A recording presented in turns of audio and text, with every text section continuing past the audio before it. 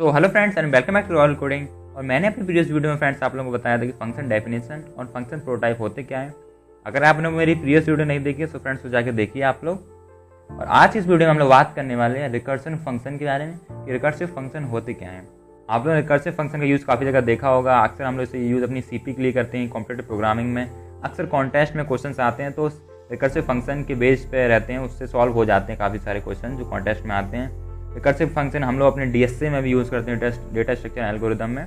तो recursive function एक बड़ा रोल प्ले करता है हमारी कॉम्पिटेटिव प्रोग्रामिंग में। चाहे हम लोग नॉर्मल कोई भी कोडिंग इंटरव्यूज़ में भी जाएँ तो क्वेश्चन कुछ ना कुछ क्वेश्चन रिकर्सिव फंक्शन के आते हैं वहाँ से।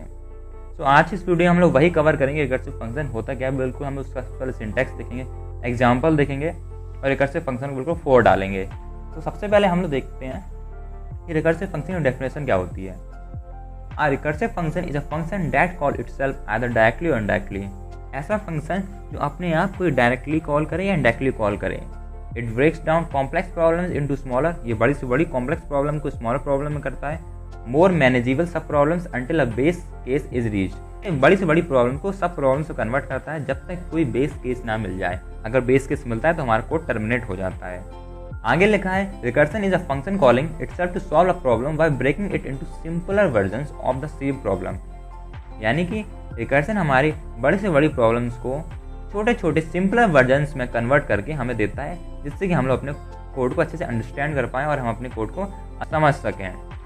It's look like solving a big puzzle by solving smaller puzzles, यानी कि एक बड़े पजल्स को छोटे छोटे पजल्स में कन्वर्ट करके उसे सॉल्व करना, ये उसी टाइप से हमारा काम करता है।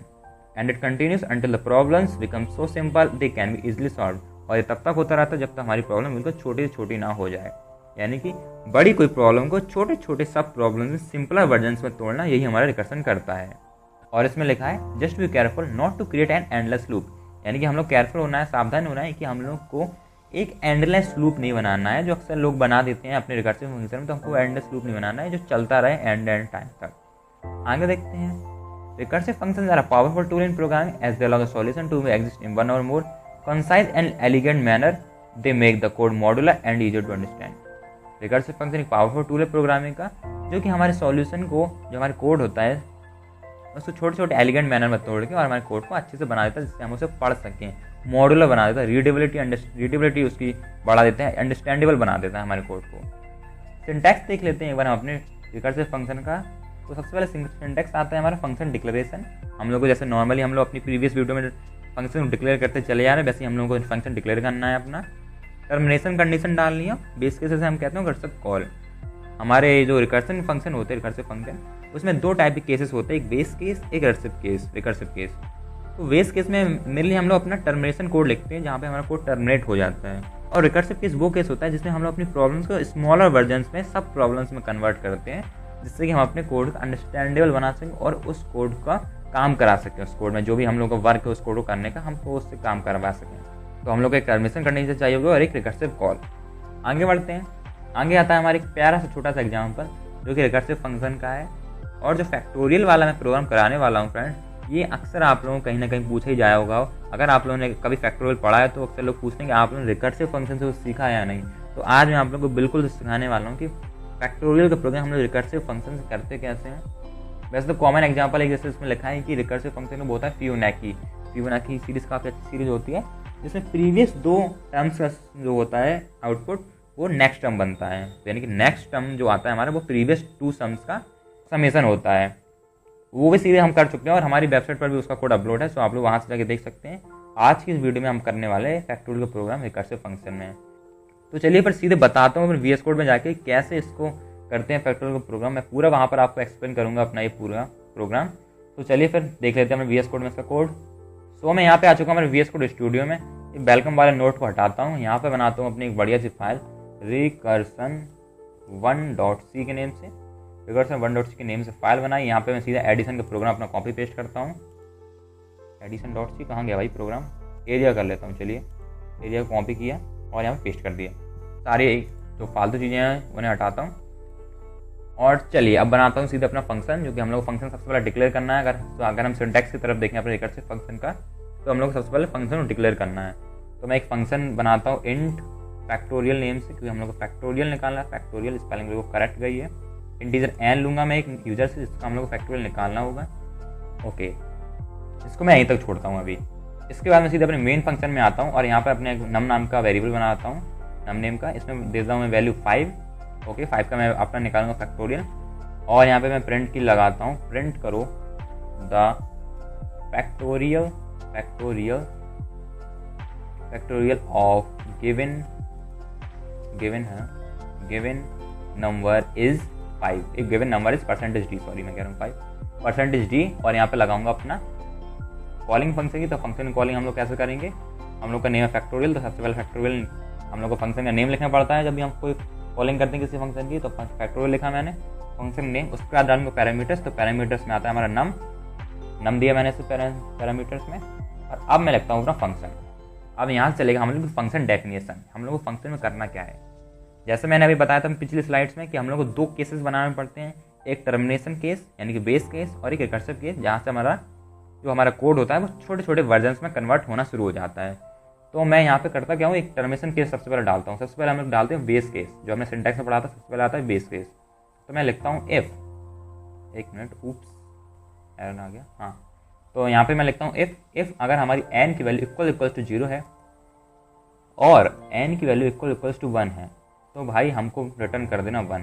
क्योंकि अगर आपने पढ़ा है अपने बचपन में तो वैसे लोग कम पढ़ते हैं, लेकिन आपने साथ पढ़ा हो, फैक्टोरियल का फॉर्मूला होता है, वो होता है n इंटू n माइनस 1 का फैक्टोरियल। मैं यहाँ पे आपको बता देता हूँ कमेंट करके, n इंटू n माइनस 1 का फैक्टोरियल, n माइनस 1 का एंड लगा के फैक्टोरियल। ओके, तो ये फॉर्मूला होता है जिसमें कि अगर हम लोग 0 डालते हैं तो 0 आ जाएगा, तो -1 हो जाएगा। तो -1 है तो भाई सिंपल सी वैल्यू नेगेटिव में चली जाएगी। और यहाँ अगर 1 डाल दें n की जगह, अगर मैंने n की प्लेस में 1 डाल दे तो वो 1 से 1 कैंसिल होकर 0 बन जाएगा और सारी वैल्यू 0 कर देगा भाई। वैसे तो अपन करना है नहीं, अपन करना क्या है, अपनी एक वैल्यू आ जाए डिसेंट सी वैल्यू। अगर हम 5 डालें तो 120 आए, और हम जो भी वैल्यू डालें उसका हमको इंटू हो जाए 1 तक। तो हमने वही किया, बेस केस में यही लिखा कि अगर n की वैल्यू 0 हुई और 1 हुई तो हमको रिटर्न 1 कर देना, क्योंकि हमें आगे जाके दिक्कत करेगा, लोचा कर देगा ये आगे। तो हम लोगों ने वही कहा कि n की वैल्यू 0 हुई या 1 हुई तो हम लोग को सिंपली भाई पहले तुम 1 ही दे देना, हमको आगे चलाने नहीं है कोड अपना, तुम तक 1 दे के काम खत्म करो। एल्स में आते हैं हम लोग, एल्स में लिखते हैं हम लोग अपनी रिकर्सिव कॉल लिखने के लिए सबसे पहले हम लोग करेंगे क्या, अपना वो लगाएंगे रिटर्न। तो हम लोग लिखते हैं अगर ऊपर वाली कंडीशन पास नहीं हुई तो n into factorial of n minus 1 को तुम कॉल कर देना, बस। यहीं से हमारा जो प्रोग्राम होगा वो स्मॉलर वर्जन में कन्वर्ट होता जाएगा। पहले हम इसे रन करा देते हैं, फिर आपको एक बार और अच्छे से एक्सप्लेन करूंगा जिससे आपको पूरा समझ में आ जाए। रन कराते हैं, देखते हैं क्या आउटपुट आता है इसका। तो जैसा कि आप देख सकते हैं इसमें क्या है, factorial of given number is 120। हमने नंबर 5 दिया था तो 5 का है 120। आप लोग करके देख लीजिए अपने कॉपी पेन पे, तो आंसर यही आएगा 120, क्योंकि 5 इंटू 4 इंटू 3 इंटू 2 इंटू 1 यही आएगा। चलिए अब देखिए फ्रेंड्स, ये रिकर्सिव कॉल में हुआ क्या आखिर। मैंने जो यहाँ पे रिकर्सिव केस बनाया, मैंने जो यहाँ पे रिकर्सिव केस बनाया RECURSIV रिकर्सिव केस, हाँ ये हमारा रिकर्सिव केस है। और यहाँ पे ऊपर में लिख देता हूँ बेस केस, ताकि आप लोगों को अच्छे समझ में आ जाए। ये base case, BASE base case. तो हम लोगों ने रिकर्सिव केस में किया क्या आखिर, देखिए अब मैं इसको आपको नीचे बता देता हूँ ये किया क्या। इसको मैं कॉपी करता हूँ और मैं यहाँ पे नीचे आप लोगों को बताता हूँ हुआ क्या नहीं। इसमें कंट्रोल सेलेक्ट करता हूँ। देखिए हुआ ये फ्रेंड्स, सबसे पहले हमारा आप अगर आइटरेशन करें तो सबसे पहले हम लोग का जाएगा 5 इधर से, हम लोग का 5 है तो हम लोग का यहाँ जाएगा 5, और 5 जैसे इधर जाएगा तो इधर से भाई कंडीशन मिलेगी नहीं, ये कह देगा भैया आगे बढ़ो तुम, हमारे पास कोई तुम्हारा जुगाड़ नहीं है। वो कह देगा यहाँ से तो आप फेल हो गए, वो जाएगा एल्स में। एल्स में जैसे जाएगा तो 5 इंटू 5 माइनस 1, ये रहेगा 5 इंटू 5 माइनस 1, तो इस टाइप से रहेगा। तो इस टाइप से रहेगा तो ये बन जाएगा हमारा 4। अब 4 जाएगा भाई आगे, 4 जैसे जाएगा तो 4 इसमें आएगा जैसे, तो यहाँ पे भी फिर वो कहेगा भाई आप आगे बढ़िए, हमारे पास आपकी चीज़ सॉल्यूशन फिर नहीं है, तो आगे जाएगा। और जब आगे जाएगा तो आएगा 4 इंटू 4 माइनस 1, इस टाइप से चल रहा है लूप फ्रेंड्स, आप लोग ध्यान से देखिएगा, इस टाइप से चल रहा है। अब 4 माइनस 1 गया, यहाँ 4 माइनस 1 है, 4 माइनस 1 फिर से कॉल करेगा, कि हम लोग हमेशा कॉल करते चले जा रहे हैं इटसेल्फ। क्या लिखा था मैंने पहली डेफिनेशन पढ़ी थी कि ये अपने आप को कॉल करता रहता है डायरेक्टली और इनडायरेक्टली, तो ये अपने आप को ही कॉल करता चला जा रहा है जब तक कोई बेस कंडीशन मैच नहीं हो रही है। तो मैंने क्या किया, यहाँ पे 4 माइनस 1 हुआ, 4 माइनस 1 होकर ये आ जाएगा 3 इधर जाएगा। ये लोग फिर मना कर देंगे भाई आप लोग आगे बढ़िए, ये आगे बढ़ के आ जाएगा इधर कहेगा मेरे पास है आपका सोल्यूशन, आप परेशान ना होइए। तो ये 3 इंटू 3 माइनस 1, इट मीन्स ये 2 कर देगा अब इसे। और अभी 2 जैसे इधर जाएगा तो ये लोग कहेंगे अभी भी हमारे पास आपका सोल्यूशन नहीं है। आगे जाके फिर एल्स कंडीशन में घुसेगा, और जैसे एल्स में घुसेगा एल्स वाला कहेगा भैया 2 इंटू, मैंने आपकी प्रॉब्लम में सॉल्यूशन कर दिया है, 2 इंटू 2 माइनस 1, ये इस टाइप से कर देगा। अब आया यहाँ पर 1, अब आया 1, और जैसे ही 1 इसमें जाएगा यहाँ से चेक होगा भाई, सबसे पहले वो कहेंगे हाँ लग तो रहा है, इफ वाले कहेंगे हाँ मेरे पास है इसका सॉल्यूशन, इफ वाले कहेंगे 0 से तो मैच हो नहीं रहा, एक बार आगे से देख ले रहे हैं और आगे से भी नहीं होगा तो एल से पटक देंगे इसे, तो 1 में गया ये, सॉरी एन में गया, एन ने चेक किया 1 से, तो हाँ 1 से चेक हो गया एन, तो एन क्या है 1 से इक्वल्स टू था, क्योंकि एन की वैल्यू हमारी 1 हो गई, 2 माइनस 1 1 है इधर, 1 गया इधर, और रिटर्न -1 कर देगा। तो नेक्स्ट में हम लोग को लास्ट में बचेगा -1, और अब इन सब का सॉल्यूशन आएगा हमारा, ये आएगा 5 इंटू 4, नीचे बढ़ देंगे हम लोग तो इधर आएगा हमारा 4 इंटू 3, और इधर आएगा हमारा 3 इंटू 2, और नीचे वाले टर्म में आएगा हमारा 2 इंटू 1, और इस टाइप से हमारा नीचे लास्ट में आएगा 1। तो इस टाइप से हमारा कोड चला है फ्रेंड्स ये पूरा। अगर आपको इससे कोई रिलेटेड प्रॉब्लम आती है तो आप लोग फ्रेंड्स एक बार वीडियो को रिवाइंड करके देख लीजिए। मैंने पूरी कोशिश करी है कि ये आपको कोड समझ में आ जाए, और आपको ये भी समझ में आ जाए कि कैसे जो हमारा रिकर्सिव फंक्शन होता है वो अपने आप को कॉल करता रहता है बार बार, जब तक बेस कंडीशन मैच नहीं होती है। तो जैसे हमारी एन की हुई वैल्यू हुई 1, यहाँ से 1 गया, कॉल लगी ऊपर इससे कॉल लगी, मैच हो गया इफ कंडीशन से, इफ वालों ने कहा हाँ मेरे पास सोल्यूशन मिल गया है आपका, और आंसर है हमारा रिटर्न 1, यानी कि आप लोगों को ये 1 हम लोग को रिटर्न में दे देगा। तो फ्रेंड्स कुछ रिकर्सिव फंक्शन के एग्जांपल देख लीजिए, पॉपुलर एग्जांपल जो अक्सर कॉन्टेस्ट वगैरह में आते रहते हैं, हमारे जो भी कॉन्टेस्ट चलते हैं और अक्सर इंटरव्यू क्वेश्चन में पूछे जाते हैं। तो फिबोनाची सीक्वेंस है जो कि काफ़ी पॉपुलर है। नेक्स्ट आता है binary search, counting down to 1, यानी कि 20 से लेकर 1 तक की वैल्यू जो हमको प्रिंट करानी हो, टिल 1 तक हमारी सारी वैल्यू जो प्रिंट करानी हो, तो हम लोग को इससे रिकर्सिव फंक्शन की हेल्प से करते हैं। रिवर्स स्ट्रिंग, जैसे किसी स्ट्रिंग को हम लोग को रिवर्स करना हो, जैसे कि लगा हेलो तो OLLEH इस टाइप से करना। GCD ग्रेटेस्ट कॉमन डिवाइजर, किसी भी नंबर ग्रेटेस्ट कॉमन डिवाइजर कौन रहेगा। Print numbers in a range, कि नंबर्स को हम लोग को प्रिंट कराना है एक रेंज तक। और टावर ऑफ हैनोई, जो DSA वगैरह में पूछा जाता है कि टावर ऑफ हैनोई होता क्या है, ये सब। तो फ्रेंड्स ये थी हमारी आज की वीडियो। अगर आपको मेरी वीडियो पसंद आई तो वीडियो को लाइक करें और चैनल को सब्सक्राइब करें। वीडियो से रिलेटेड कोई भी डाउट क्वेरी आता है तो आप अपने इंस्टाग्राम हैंडल या कमेंट करके पूछ सकते हैं इसी वीडियो में, मैं आपकी क्वेरी को दूर करने में जरूर हेल्प करूंगा। और अगर आपने वो मेरी प्रीवियस वीडियो नहीं देखी तो उन्हें जाके देखिए, वो वीडियोस आपकी काफ़ी हेल्पफुल रहेंगी। सी प्रोग्रामिंग लैंग्वेज आप लोगों को बिल्कुल बेसिक से एडवांस सीख जाएंगे आप लोगों ने देखने के बाद।